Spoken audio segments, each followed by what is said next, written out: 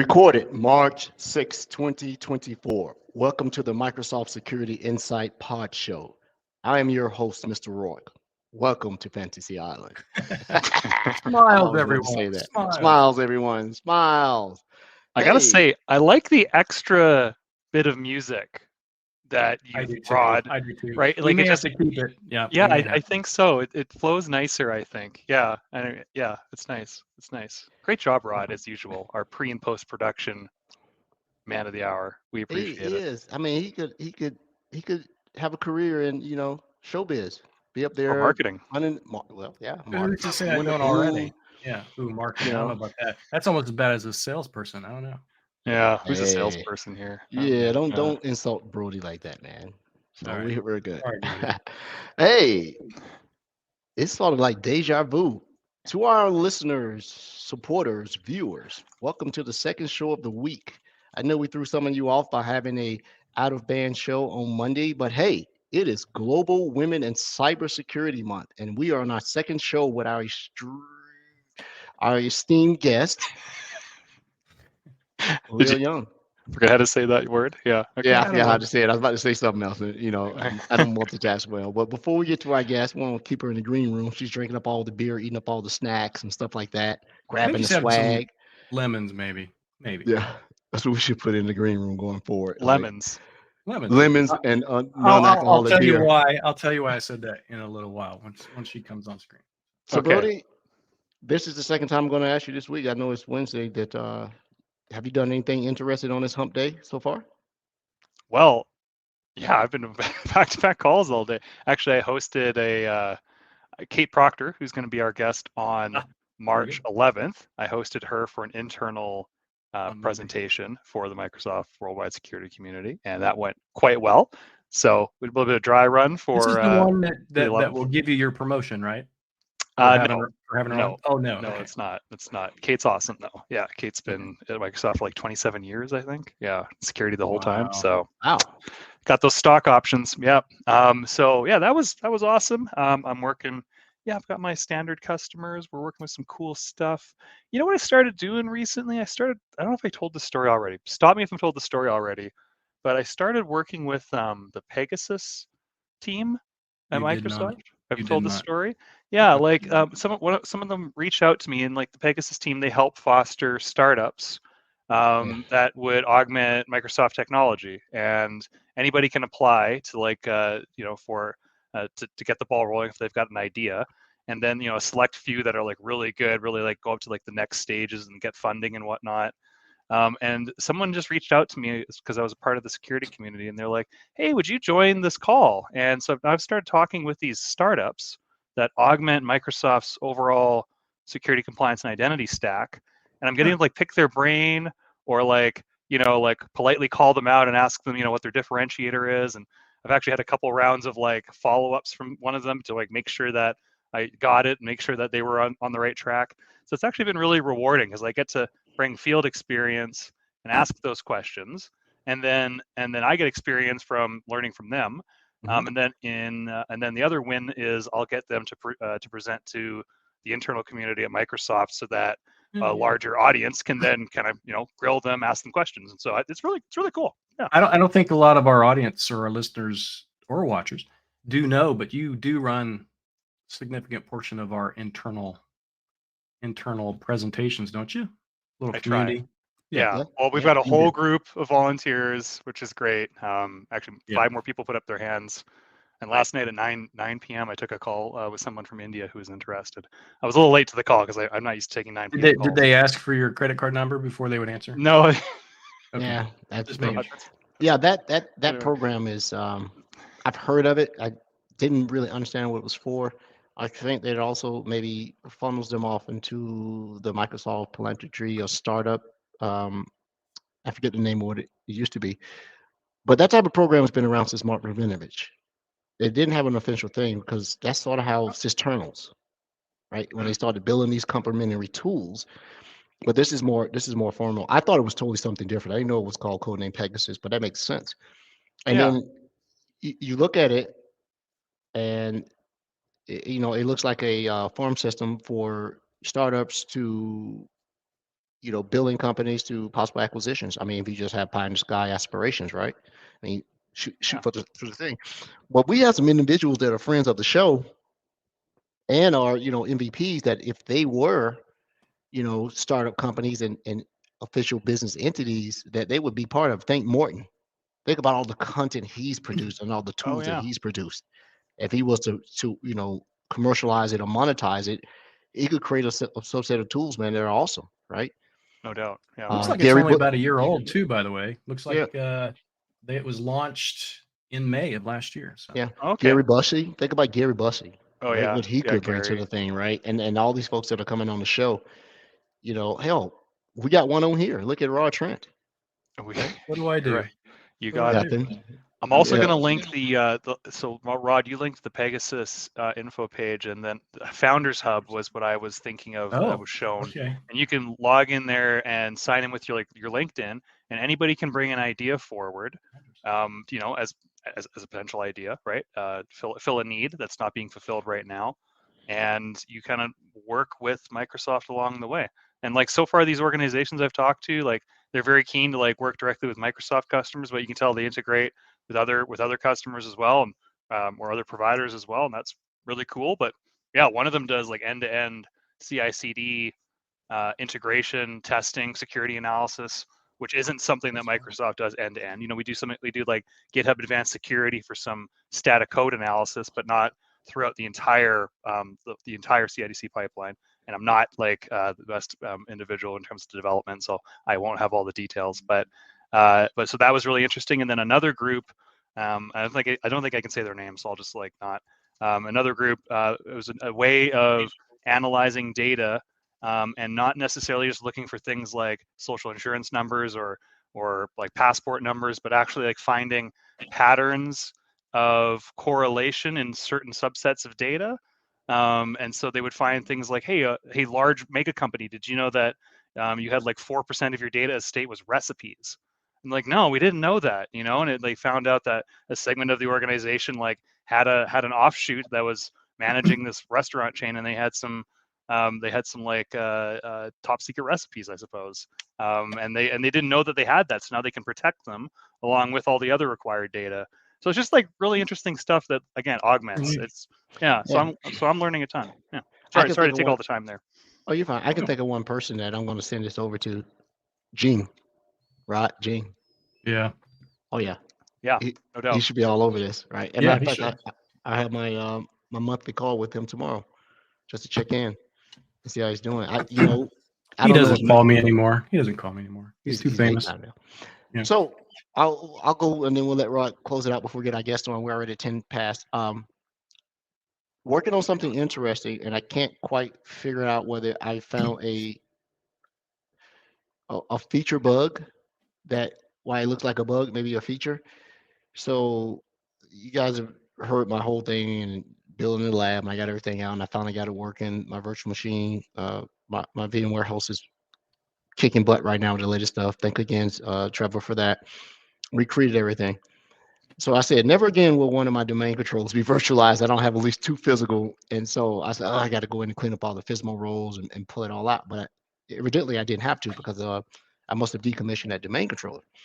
So when I bought a new little cheap box and I was setting it up, I could not join the machine to the domain. And I'm like, oh my God, have I gotten so dumb that I can't even do this anymore? What's going on? And so I'm going through some stuff and I'm like, just DNS is working. Let's look up. Okay, name resolution is fine. I did an NL test to make sure that connectivity to the domain controller, NL test dash name of the machine or the domain dash P and the port. So I looked at 88 for Kerberos, 445, 139, 53 for DNS, even internal. I don't know if it really needs to do it that way, and a couple others. And all that was good. And I saw some very peculiar entries in the security logs on my domain controller, as well as some in the regular system logs. And I really couldn't figure them out right away. And so I went through it and I go, nah, that can't be it. So I can't tell if MDI was preventing me from joining that machine to the domain as a domain controller, trying to promote it.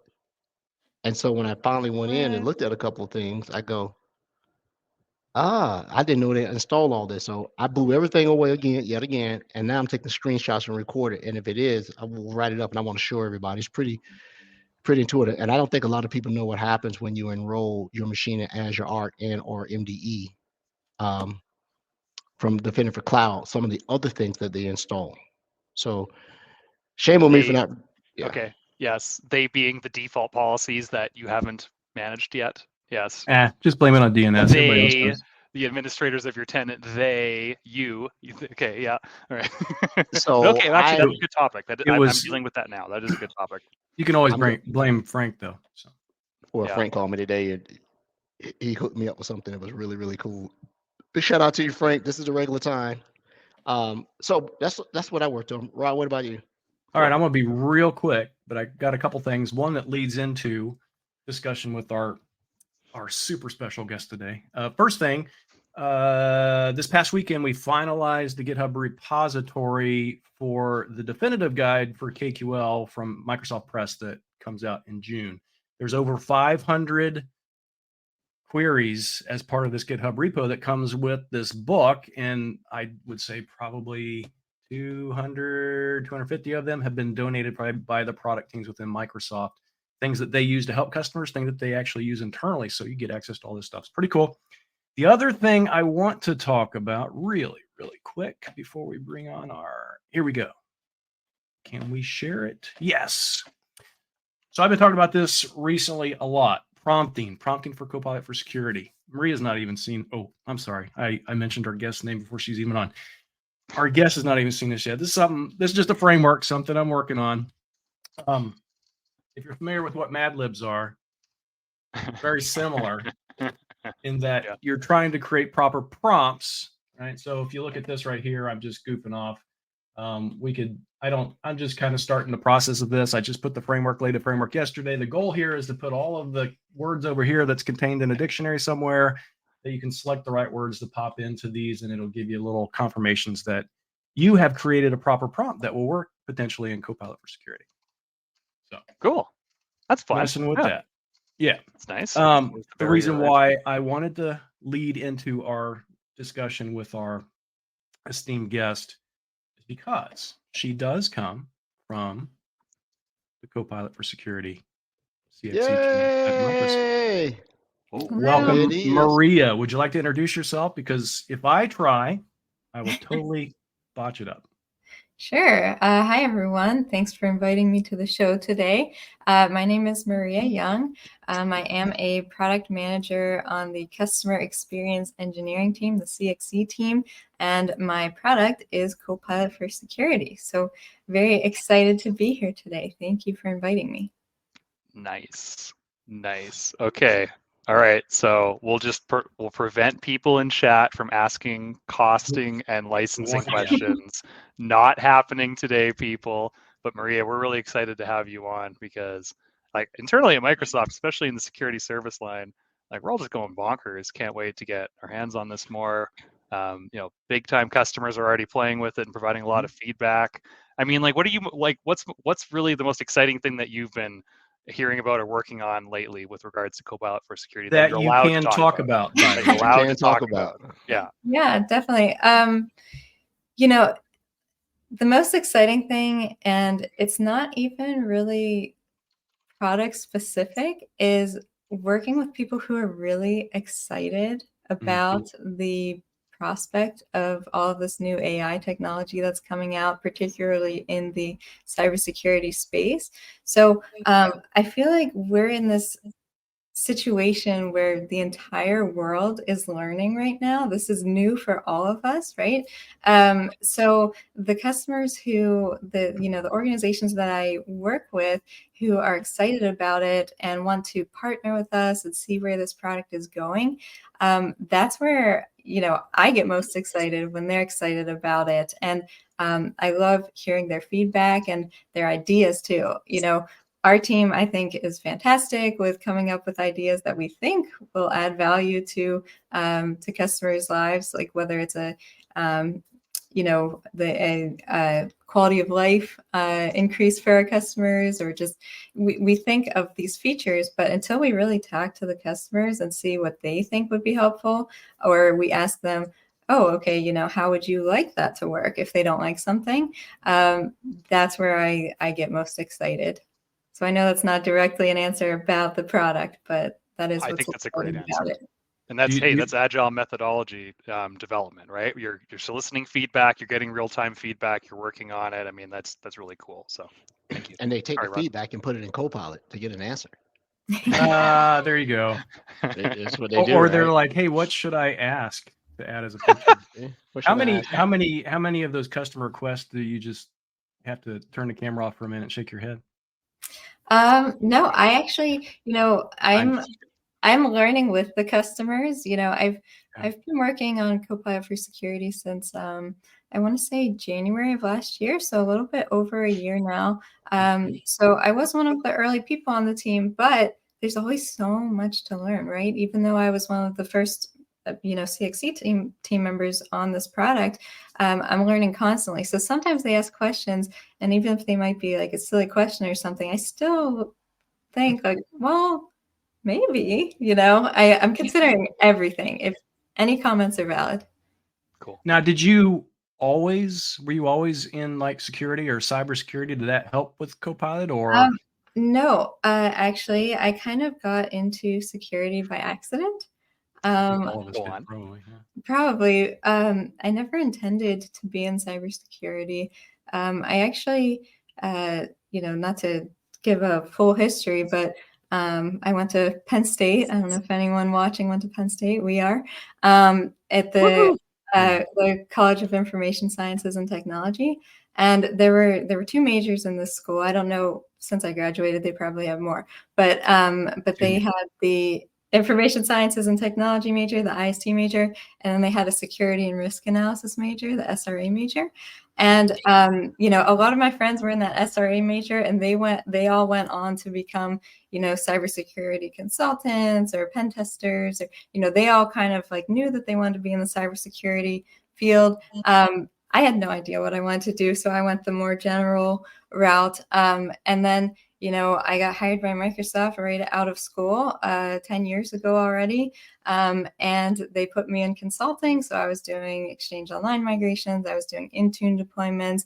I did that for a few years. And then I became a TAM / a technical account manager, which became a customer success account manager, a CSAM. And I managed a large government organization for 5 years. And during that time, that organization did get hit by the SolarWinds attack. So, I was pulled into that as the CSAM. So that was kind of my first experience, kind of seeing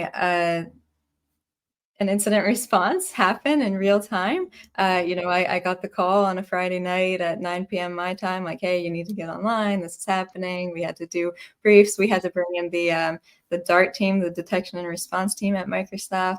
And yeah, it was a very enlightening experience, very exciting and stressful. But then ultimately, after that happened, everything went kind of back to normal. I was still living that CSAM life, the customer success account manager, which I would highly recommend that role to anyone who wants to interact with customers, but also get knowledge about a large scale of things at like a high level. You'll learn like all of the products at Microsoft just at a very high level. But anyways, I loved that role, but I was starting to get kind of, I don't know if I would say bored, but I had felt like maybe I had mastered the role, I guess, and I wanted to try something new. So I literally just started applying to like everything, things that I was not qualified for at all, just a ton. I don't even know how many applications I submitted. And I got a message from one of the managers in the Microsoft security org, and he said, hey, we'd like to interview you. So I was like, okay. And that's how I ended up here. I was hired into the Defender Experts team. So if any of you are familiar with Defender Experts for hunting and Defender Experts for XDR. Those were my products when I came over to this side about almost 2 years ago. And then, last January, they asked me to join this co-pilot for security team. So that's how I ended up here. So it's very interesting because a lot of the people I talk to each day, the customers, I'm talking to SOC analysts and, these really, really technical people who've been working in cybersecurity for decades. And I'm learning every day as I'm working with them because I just kind of fell into this. See, that's the awesome part, I think. And I think really cool to highlight real quick, because I know Edward's got a question.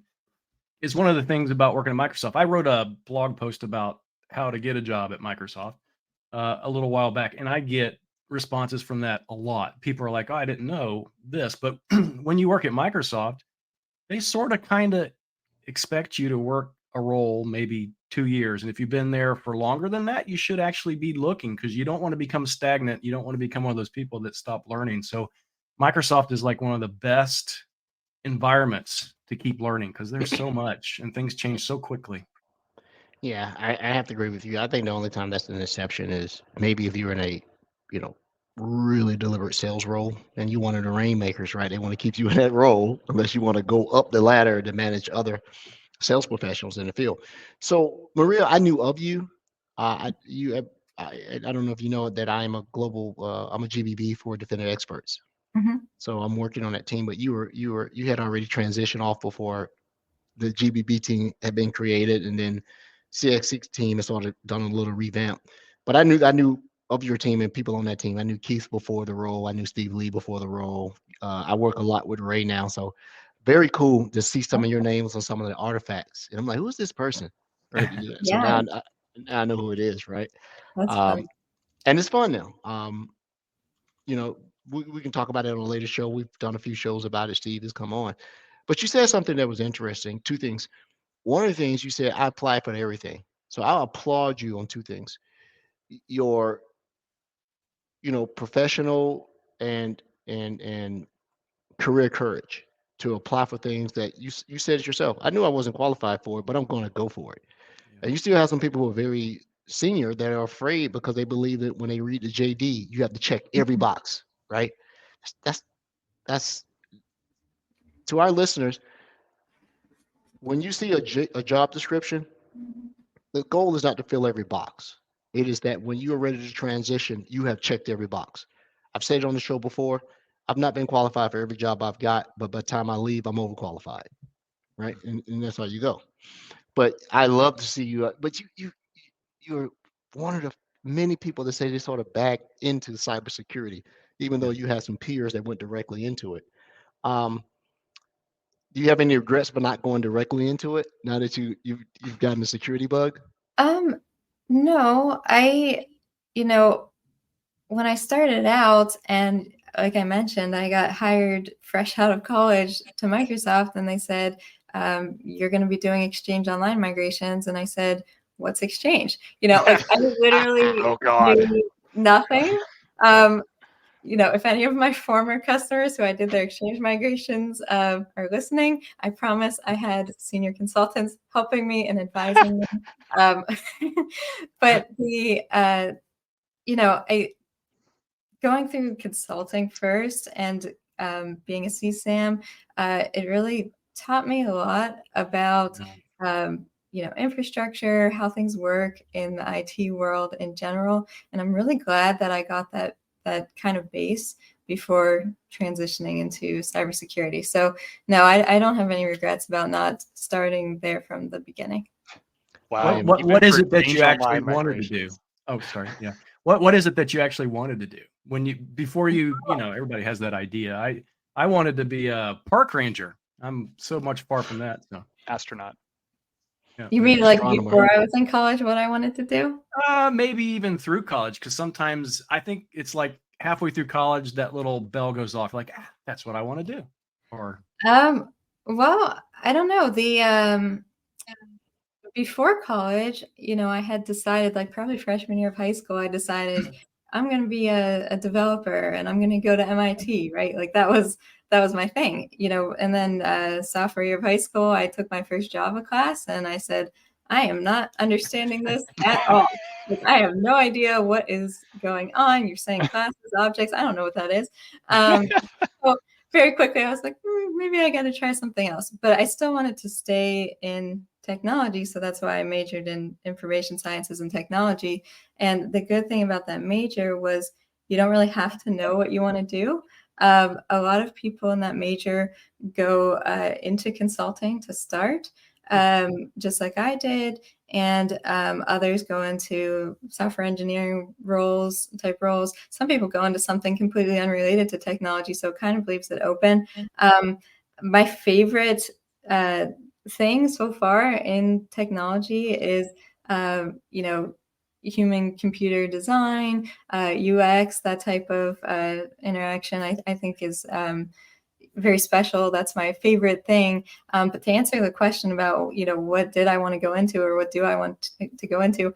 I don't know. I'm just kind of. What do you want to be when you grow up, by the way, Maria? I don't know what I want to be. I mean, I guess if I like won the lottery or something, maybe I would be like an A usher millionaire? at Broadway theater. I would, just Nice. get to stand in the That's back cool. and watch all these Broadway shows. But Huh. but yeah, I don't know what I want to be when I grow up.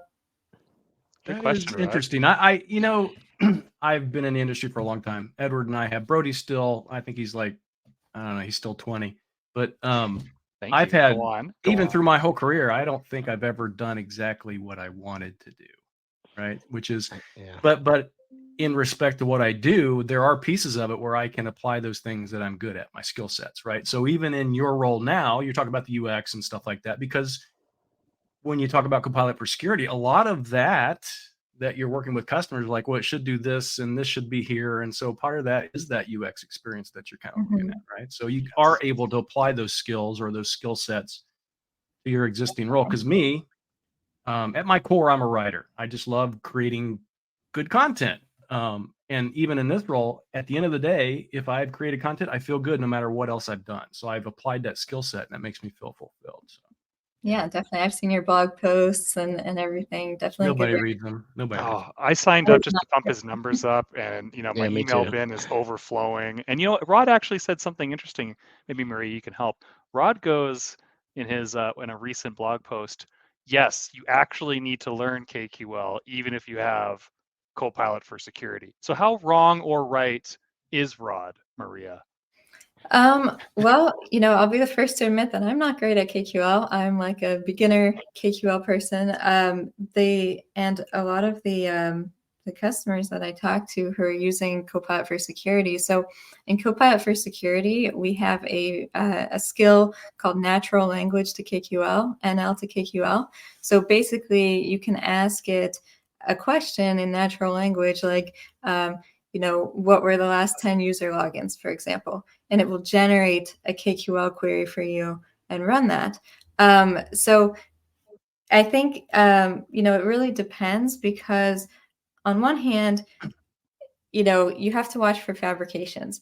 The AI industry calls them hallucinations. At Which is a Microsoft, feature, by the way. It's a feature. We call them fabrications because it's a much more inclusive term, but you do have to be able to kind of look out for fabrications to verify if the information is correct. But so from that standpoint, it helps to still know KQL, but it's also a very good feature for upskilling. So if you're someone like me who's not very skilled in KQL, you can ask a question, kind of look at the KQL it generates, and then work from there to put the pieces together. So like if I'm sitting down and I'm like, I have no idea where to even start with the data I'm looking for in terms of KQL, I can at least ask the question, get some sort of structure, and then go from there. So it's really good for upskilling too.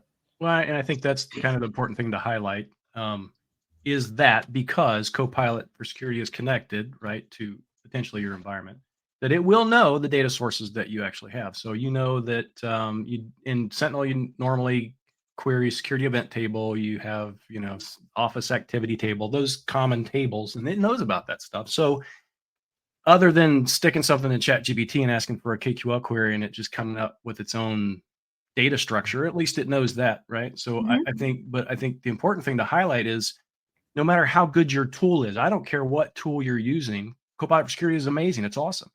But I don't care if you're using Sentinel or Defender or whatever tool that you're using. You always want to trust it, but verify everything about that tool. It doesn't matter what that tool. One of these days, maybe AI think, no, I'm not going to say that. I was going to say maybe one of these days AI will be perfect, but that's absolutely never going to happen. Yeah. I mean, imperfection in itself is perfection, right? That's why we always win in all the sci-fi movies. We beat the machines because we think out, literally, we think illogical and do it. I love the way that, Maria was very honest in saying, hey, I'm not a KQL expert, but this thing that I'm working on is skilling me up in my day-to-day job. Because I learned like you do, Maria, I deconstruct. I was never a prolific KQL originating writer. But if someone wrote one, I could deconstruct it and work it backwards. And then I remembered, this is what they were looking for when they wrote this table, when you queried this, when you did this time slice. I would still suggest to all of our listeners, go through the Must Learn KQL series to build yourself a foundation so you know the buzzwords. Once you know what these particular parameters are the most used, it won't seem foreign to you. So get a foundation and then choose your path, right? And that's good. Working on this team, how are you handling the seems to be perpetual embargo? It's so tight-lipped that she can't talk about it.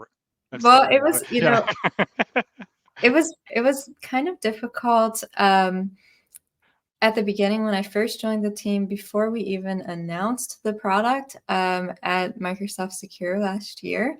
We were working on it and people were asking, what are you working on? Oh, sorry, I can't talk about it, things like that. And there's always that kind of intrigue around it. And most people guess like, oh, it's probably something AI related, because at that time, ChatGPT had just been released, the November before. So everyone was buzzing about AI. And so it wasn't too hard at that point. But then once we announced it at Microsoft Secure, and then I also attended the RSA conference and I was working at the booth, and we were really bombarded. And so, RIP to my inbox. But I mean, I feed off of the excitement, right? So even though I get upset with myself if I'm like, oh my gosh, my inbox is backing up, I have a million messages on Teams of people that I need to respond to, and I know I need to respond to them. And that kind of stresses me out, but I still get really excited to see just how excited the world is about this. Cool. Really cool. It's a thing. We talked about it on the show. We may have a dedicated show about it, but I'll say it one more time. It's sort of synonymous with the way the cloud insert itself into the way you did business. It is the way you're going to do business, whether it be for security, for Purview, for 365, for Dynamics, for GitHub.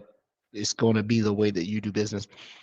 It may not be exclusively a Microsoft Copilot. Copilot is just a generic term to describe what it is doing for you, but this is the way it is.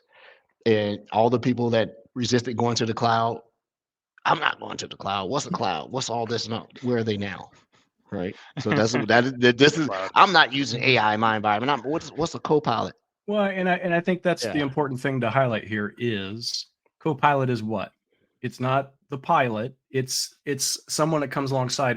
It augments what you already do. It helps build, for me, which is, I love efficiency. It helps build additional efficiency to what you're already doing and what you should already know. So people that consider that Copilot for Security or any of our Copilots are just going to take over the world or take over your job or do everything for you, that's absolutely not the truth, because we're just trying, again, to augment what your existing processes.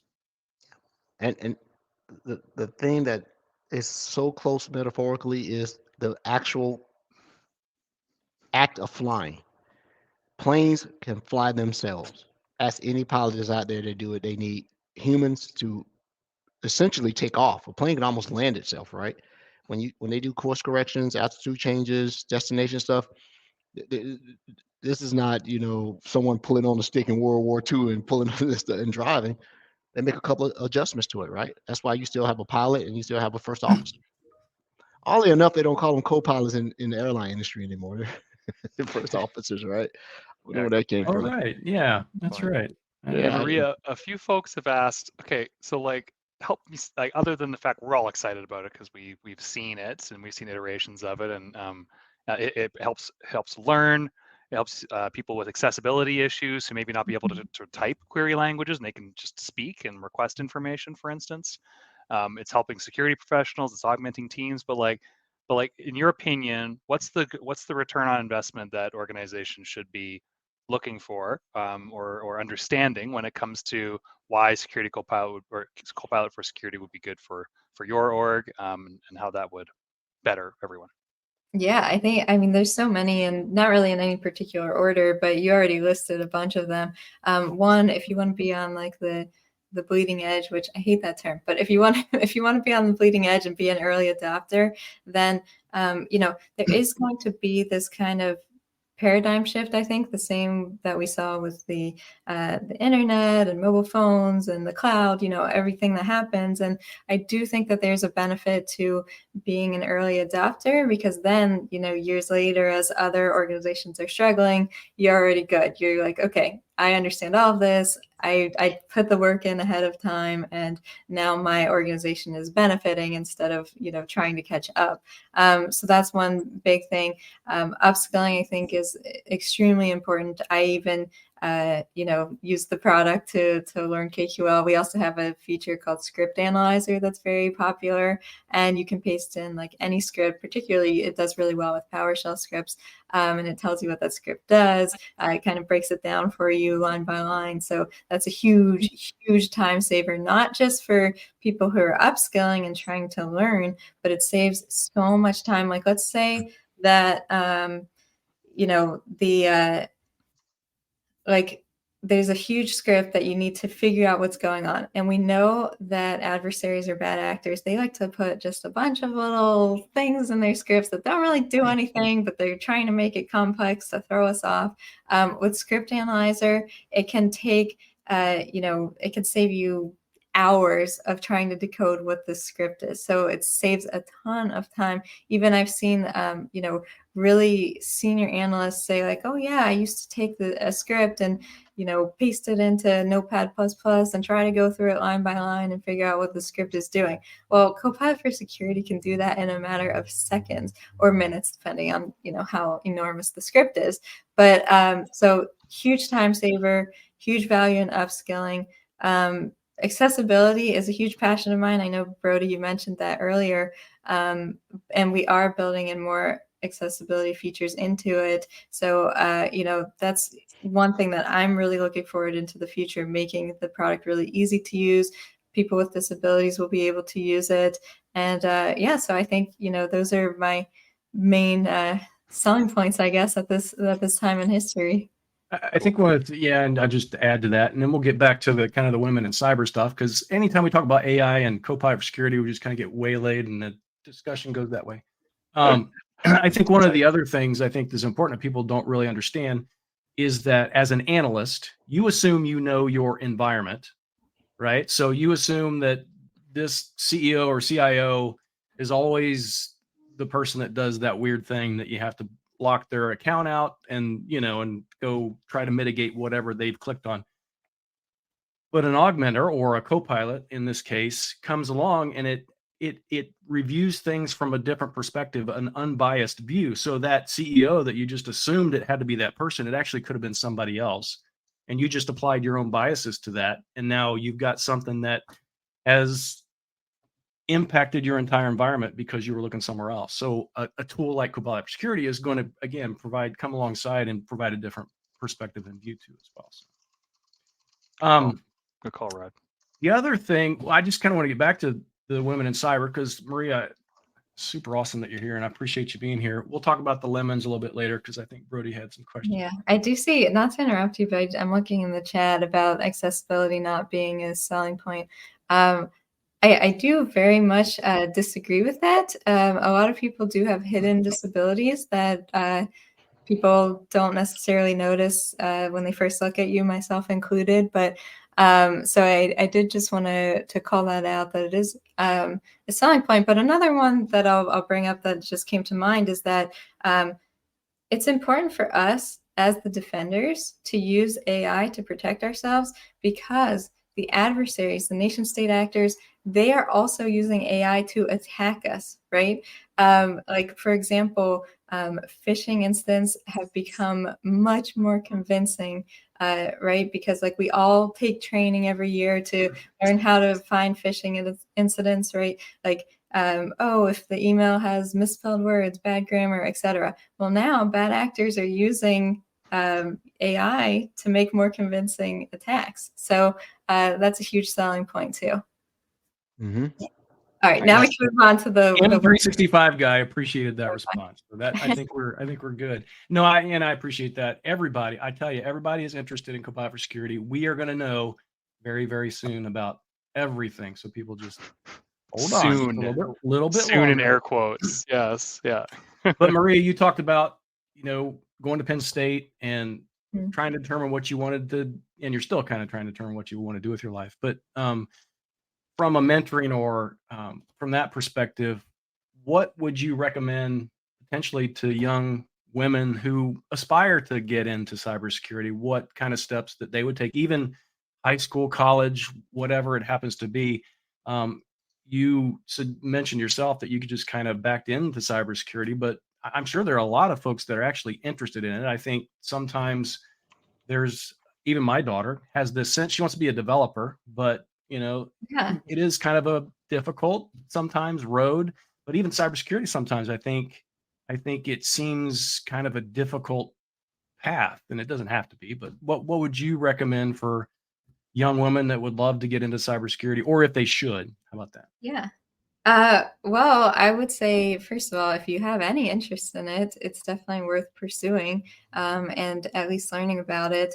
We're lucky now, we have so much content on the internet to learn from, that wasn't necessarily around when I was in college trying to figure out what to do.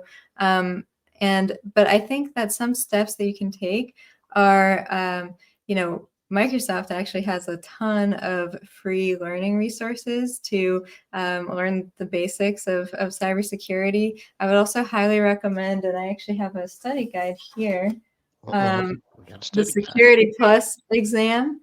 Ooh, yeah. Oh, that's a CompTIA thing, right? Yeah. So this is kind of just like, even if you don't take the exam, just getting a study guide like this, and I know it looks daunting, but it goes into a lot of the basics of networking and identity and things like that. And like, it's one of those things, if you start reading this and you're thinking like, oh, this is not for me, then that's a good early indicator. But if you're reading it and you're saying, oh, I could get into this, that's a good way to kind of tell if you're interested. And then I guess I would try to find people to talk to. There's, if you're in college or high school, maybe you have, someone in your school who can connect you with someone in the field to talk to, or bring someone in for career day that you can make a connection with.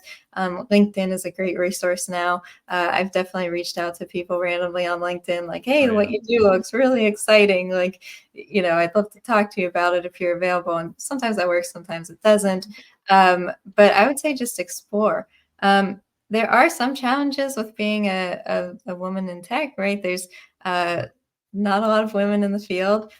Even on this call, I know we're missing a host today, but right, it's all men and me. That's I feel so bad about that. Andrea's usually here to keep us under control, but I feel bad too. I could leave to help the ratio if you want. No, I'm just kidding. I'm okay. okay. But it's kind of just something that, I hope it changes in the future. I hope it becomes more balanced. I think when I graduated 10 years ago, I think our major was 6% women, which is very low. But you kind of just get used to it, I guess. And I think also learning to deal with imposter syndrome, because sometimes there's that feeling of like, am I really qualified to be here? Am I being accepted by the team? Which, my current team is fantastic. I absolutely feel accepted by them. But there can be, especially early in career, trying to get over that imposter syndrome. Like, should I be here or am I welcome here? That's definitely difficult. But anyone who's interested, I would say go for it. Do you have any ideas or thoughts around why the participation of women in cyber is so low? I do have some ideas. One, the media kind of makes it seem like it's only for men, right? Like it's so many movies. How many movies have we seen where they have like, there's a hacker in the back of a van or something? Like, Right. what we see in the media, that really has a big effect on us as we're growing up, right? And in most of those movies, it's a guy in a hoodie, right? Like a nerdy looking guy in a hoodie. So a lot of us grow up probably thinking like, oh, well, I don't look like that, so that's not for me. And I think also maybe there's not a lot of, and I almost wish that there was more awareness of what's available. Like a lot of people think that if you're going into technology, you're going to become a developer, right? Yep. And I think like when people when they're looking at schools or colleges or programs or whatever, they're trying to see what they want to do. And they think like, oh, any of these technology programs, I'm going to be a developer. And you don't have to be. Most people I know at Microsoft are not developers. Yes. So I think more awareness would be helpful. But there's also just like a little bit of an intimidating factor there. Like, sometimes it can feel unnerving or out of place. And I've definitely gotten my fair share of comments that I don't appreciate in the workplace. So, sometimes that happens. So that's unfortunate. But hopefully the industry will shift and more women will decide to join. I hope so. I think that the desire to enter this field is not the issue. Sometimes they try to portray it as though women are not interested in technology. They're not interested in, hard, disciplines. And that is absolutely 185% untrue. It is Right. that we're making it hard for the entry into it by doing things that sort of dissuade women from coming in, right? Mhm. We make it toxic, right?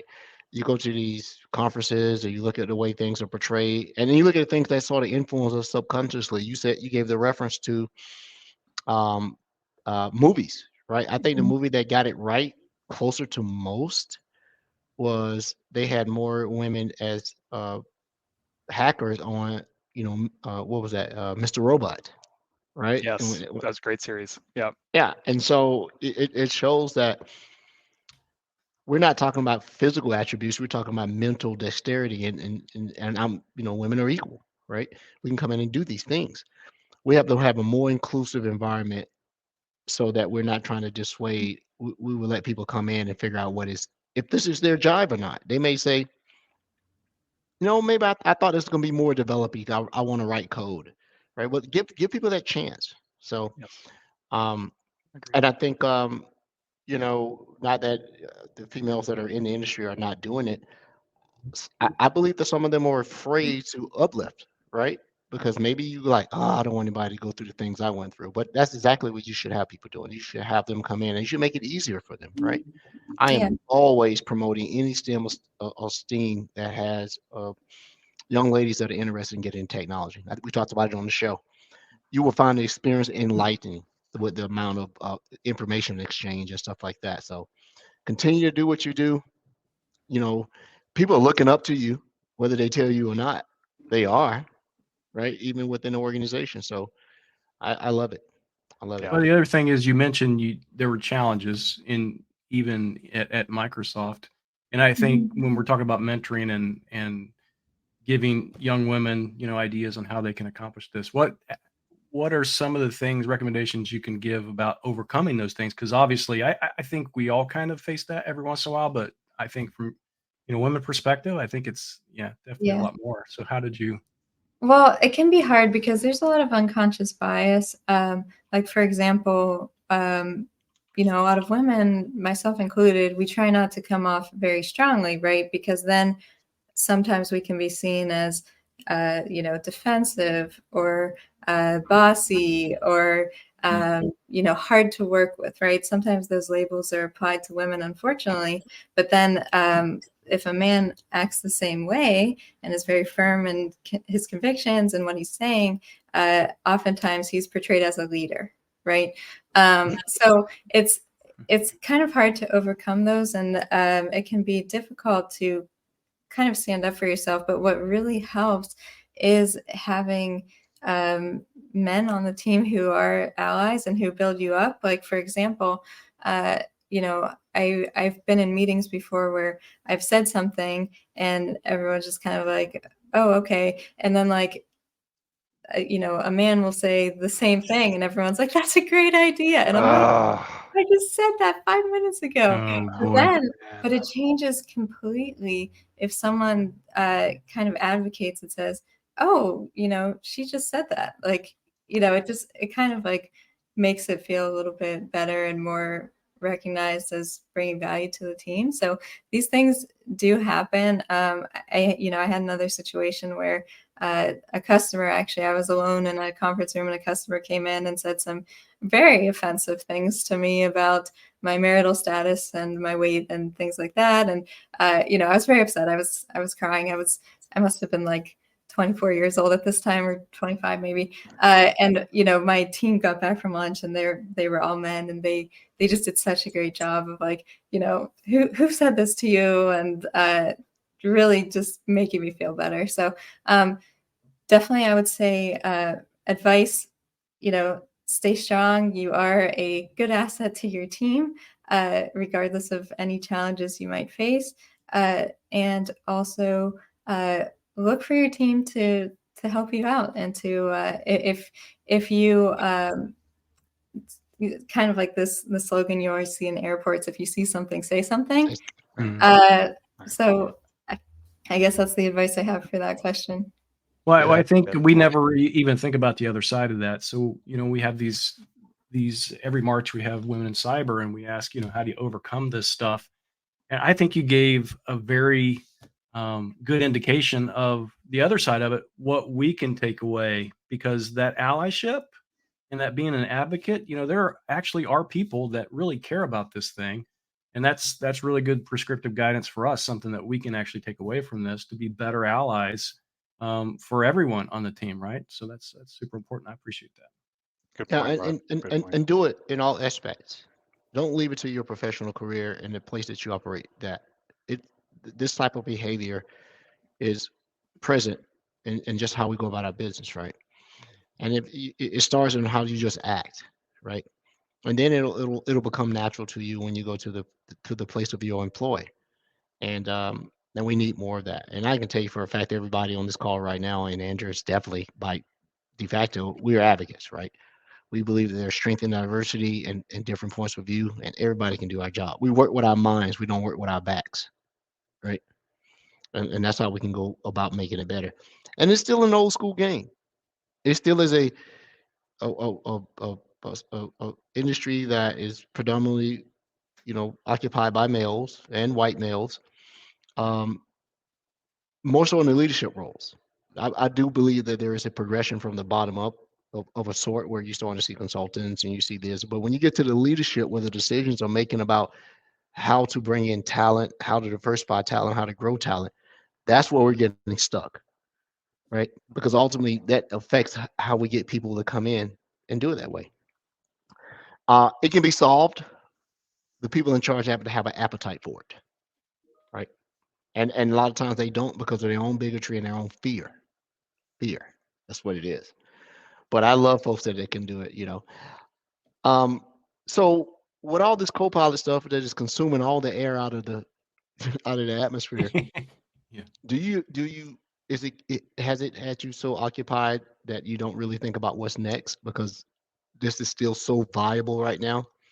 Yeah, I mean, I definitely want to see this product through to general availability, to GA, which is coming up fairly soon. I hope everyone tunes into Microsoft Secure next week, our free event for some news about Copilot for Security. So I think that's happening next Wednesday, I want to say. So I do hope everyone tunes into that for some news. So I definitely want to see this product through to general availability. And after that, I don't know what's next for me. I don't know if I want to maybe explore people management, or who knows. I'm really not thinking that far ahead yet. We'll see what happens. Most of my career has just been by accident. So I can help you out. You know, what's next? You could come on and be one of our guest hosts of the show. It'll propel your career. Yeah, that would be You'll- awesome. Well, You're global going- audience. I pulled up this schedule, by the way, because you mentioned Microsoft Secure. Next week, Microsoft Secure on March 13th, we also have a show where we're having some sort of celebration. I don't know why, but just thought I'd throw that in there. Ooh, teaser. Cool. I don't know why. Or yeah, like thanks for sharing your stories. Yeah, and like Edward said, if you want your career propelled, we can help with that. No, but I think you could like be an awesome. You'd be an awesome people manager. It's clear that you already have a strong desire and will to mentor others. I've mentored a few amazing women at Microsoft, and they're now way better than I am, in my opinion, at my job, and I love that. And they want to like let the ladder down and help others come up, right, and bring and build other people up. So I just want to say thank you, and I'm glad that you called out how we can, men can be advocates, because I think that really matters. There was a situation where I had one of my mentees, and she was talking on a call with a customer and just kept getting cut off. And after the third time, I was just like, "Can we let so and so finish?" And I just got mad, like deep down. And I got praise after the fact, and I didn't realize that how much that meant to that person. And then eventually it brought attention to the whole team that in fact, she was be talked over most of the meeting. And so other people would start to chip in and make sure that everyone's voice was heard. So I just want to say thank you for the examples, and thank you for giving us some guidance on how we can support. Yeah, definitely. And you brought up another point, which is mentorship and sponsorship. I definitely wouldn't be where I am today without my mentors and my sponsors who I've had since the beginning of my career. So another piece of advice for anyone who's looking to get into this field, look for mentors and sponsors to help you out. Yeah, absolutely.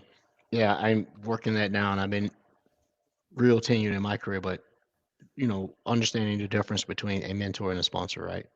Mentors show you how to get there. Sponsors give you the chance, right? And say, hey, come on, you've done the work. Let's get you in here to see if this is the thing that you work hard for. So thank you so much, Mrs. Young. You're welcome to come back on the show at any time.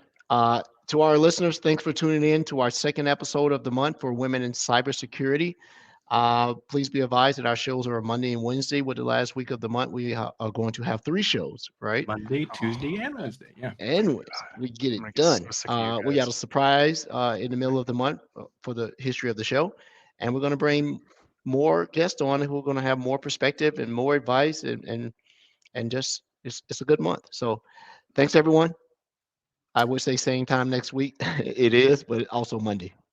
Come back on Monday. Kate Proctor will be here. We'll figure out why Brody is so excited about that. We'll leave the light on for you. All right.